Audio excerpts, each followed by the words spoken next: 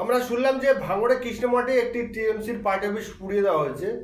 শাসক দল অভিযোগ আপনাদের দিকে করছেন, কি বলবেন এই প্রসঙ্গে?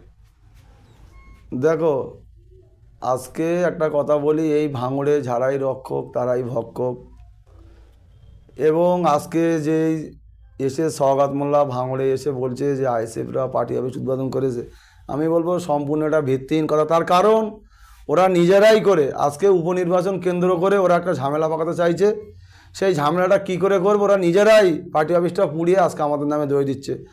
তার নমুনা কিছু কিছু দেখো, আজকে পঞ্চায়েত নমিনেশন কেন্দ্র করে যেভাবে সওগাত মোল্লা গুন্ডা বাহিনী দিয়ে যেভাবে এনেছিল, যেভাবে আমাদের মানুষদেরকে মারা হয়েছে, যেভাবে মানুষকে পিটিয়ে মেরে ফেলা দেওয়া হয়েছে, ঘর ভাঙা হয়েছে, খুন করা হয়েছে, রক্তের হোলি খেলা খেলেছে এই সওগাত মোল্লা।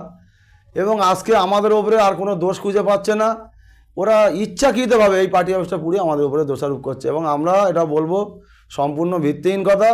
আর কত অপচার চালাবে, আর কত অন্যায় চালাবে ভাঙড়ের বুকে, আমি চাই অবিলম্বে ভাঙড়ের মানুষ। দেখো, এটা একটা ওদের মধ্যে একটা গোষ্ঠীদ্বন্দ্ব চলছে। সওগাত আরাবুল ইতিমধ্যে আপনারা সবাই দেখেছেন, এদের একটা ভাগাভাগির ব্যাপার আছে। ইতিমধ্যে সওগাত এখান থেকে অনেক টাকা তুলছে, অনেক মধু পেয়েছে।